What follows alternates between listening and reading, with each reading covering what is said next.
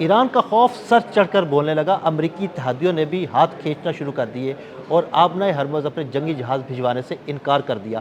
آبنائے ہرمز کی تعطیلی صورتحال کیا ہے، اس بارے میں عامر رضا سے بات کرتے ہیں۔ عامر بھائی، امریکی اتحادی امریکہ نے ان سے کہا کہ جناب آبنائے ہرمز کو کھلوانے کے لیے جنگی جہاز بھجوائیں، لیکن انہوں نے بھی ہاتھ کھینچنا شروع کر دیا آہستہ آہستہ۔ اب تک کون پیچھے ہٹ چکا ہے؟ پہلی بات تو یہ ہے کہ ایران نے دوبارہ کہا ہے کہ امریکہ ڈونلڈ ٹرمپ جو ہے اپنا جہاز بھیج کے ہرمز سے گزار دے، ہاں جی بالکل۔ وہ اس کو اگر گزار لیں گے تو ہم اس کو مان لیں گے۔ اب امریکہ یہ چاہتا ہے کہ اس جنگ میں باقی لوگ بھی شامل ہوں۔ دیکھیں فنانشلی اور مورلی جو ہے اس وقت امریکہ بہت بڑے دباؤ میں ایسے ہی ہے، جنگ کو وہ جیت نہیں پا رہا ہے، 17 روز گزر گئے ہیں، ادھر ادھر بم پھینک رہا ہے، معصوم شہریوں کی جان لے رہا ہے، لیکن اس کے باوجود جو اس کی دہشت تھی وہ ایران ایک میزائل فائر کرتا ہے ایسے ہی اس سے ختم ہو جاتی ہے۔ اس کا وہ دعویٰ کرتا ہے کہ ان کے میزائل ختم ہو گئے تو میزائل چل جاتا ہے، ہاں جی وہ دعویٰ کرتا ہے کہ ان کی بحریہ ختم ہو گئی تو آبنائے ہرمز میں گزرتے جہازوں کو آگ لگ جاتی ایسے ہے۔ ہی اب یہ معاملہ جو ہے وہ اس کے بس سے باہر ہوتا چلا جا رہا ہے، اور اس نے تقریباً 7 ممالک سے رابطہ کیا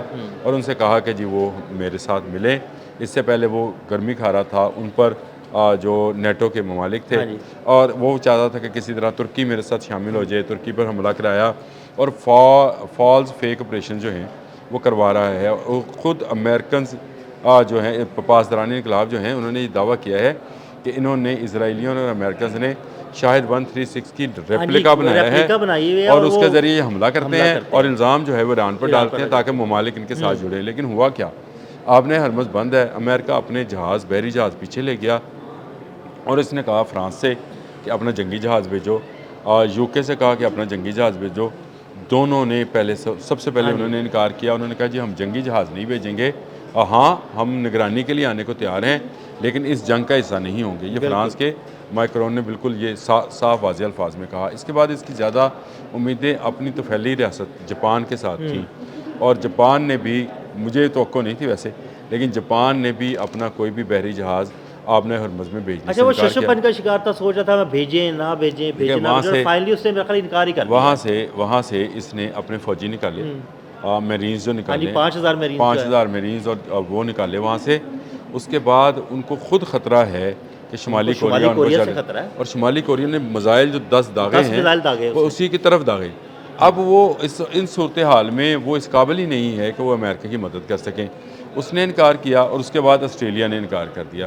آسٹریلیا نے کہا جی کہ میں آسٹریلیا تو بھیجنے والا تھا اپنے جہاز سے میزائل بھیجنے والا تھا۔ نہیں، آسٹریلیا بھیجنے والا ہے متحدہ عرب امارات کو، یعنی اپنے ایئر ٹو ایئر میزائل بیچنے والا ہے، جو کہ امریکہ سے مہنگے داموں ملتے ہیں متحدہ عرب امارات کو۔ دیکھیں متحدہ عرب امارات پر شرط یہ ہے کہ یہ اپنا تیل بھی امریکہ کے ذریعے بیچے گا، یعنی پیٹرو ڈالر، جس کی ٹرمز آج کل بہت ان ہے کہ پیٹرو ڈالر ہے۔ کسی دن یہ بھی سمجھانے والی بات ہے کہ یہ ہے کیا، معاملہ کیا تھا، لیکن چلیں یہ کرے گا اور پھر خریدے گا، جیسے وینزویلا پہ شرط ہے کہ وہ تیل بیچے گا بھی امریکہ کو، اور جو اسلحہ اس کو چاہیے یا اس کو جو ضروریات زندگی کا سامان چاہیے وہ امریکہ سے خریدے گا۔ یہ وہ معاملہ ہے جس میں ڈالر بھی گھر میں رہتے تھے، تیل بھی آ جاتا تھا اور ان ملکوں پر دباؤ بھی تھا۔ اب ان کا ایئر ٹو ایئر میزائلز کیونکہ اتنے مہنگے اور خود امریکہ کو شارٹیج ہے، اس لیے آسٹریلیا سے خریدنے کی، جو میں نے آپ سے بات کی، یہ آسٹریلیا سے کہہ رہے تھے کہ اپنی جنگی کشتیاں بھیجیں تاکہ آبنائے ہرمز کو ہم محفوظ بنائیں اور وہاں سے تیل اور سامان جو ہے اس کی ترسیل کو شروع کیا جا سکے۔ لیکن آسٹریلیا، جاپان، فرانس، انگلینڈ، ان تمام ممالک نے بھجوانے سے انکار کیا۔ یہ چاروں بڑی طاقتیں، دیکھیں کیوں انکار کیا؟ اس لیے کہ ایران اگر امریکہ کے قابو میں نہیں آیا، ایران اگر اسرائیل کے قابو میں نہیں آیا تو یہ طاقتیں اس سے بڑی طاقتیں نہیں ہیں۔ کوئی اپنے فوجی مروانے کے لیے نہیں آتا ہے۔ فرانس نے ایک فوجی مروایا تو وہاں پہ ہنگامے شروع ہو گئے ہیں ایران کے حق میں، فرانس کے اندر۔ اور یہاں پر اٹلی کے جو لوگ ہیں، اٹلی کے فوجی جو ہیں، انہوں نے عراق میں رکھے ہوئے تھے، وہ بھاگ گئے ہیں، اپنے ملک واپس چلے گئے ہیں، کچھ چلے گئے، کچھ واپس جا رہے ہیں۔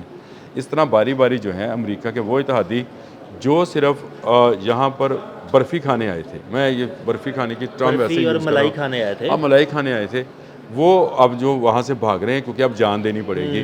ایران ان کو چن چن کر مار رہا ہے، مڈل ایسٹ کے اندر بھی، اسرائیل کے اندر بھی، اور جو ملک اس کے خلاف آیا سامنے وہ وہاں پھینکے گا۔ دیکھیں میں نے آپ کو ایک تصویر بھیج دی ہے کہ دنیا کا کون سا خطہ جو ہے وہ ایرانی میزائلوں کی زد میں ہے، اور ایران اس وقت، ویسے میں نے مثال دی تھی لیکن پتہ نہیں کیا ہے، ایران جو ہے وہ پنجابی کہتے ہیں انے ہتھ ڈانگے، ਜਿੱਧਰ ਉਹਨੂੰ ਆਵਾਜ਼ ਆਉਂਦੀ ਉਧਰ ਹੀ ਡਾਂਗ ਫੇਰ ਦਿੰਦਾ, ਉਧਰ ਡਾਂਗ ਮਾਰਦਾ, ਠੀਕ ਹੈ ਉਹ ਬਿਲਕੁਲ ਡਾਂਗ ਫੇਰ ਦਿੰਦਾ ਉਧਰ ਹੀ।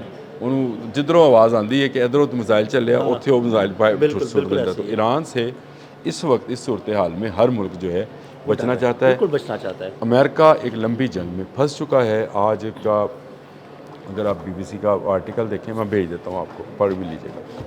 उसके अंदर भी यही है कि अमेरिका एक छोटी जंग के लिए तैयारी करके आया था, लंबी जंग होती चली जा रही है और जितने दिन ये बढ़ती चली जाएगी मुआशी दबाव भी बढ़ता चला जाएगा और इसके बाद दिफाई दबाव भी बढ़ता चला जाएगा। और दूसरा उसकी साख जो as N A super power है वो भी ख़त्म होती चली जाएगी।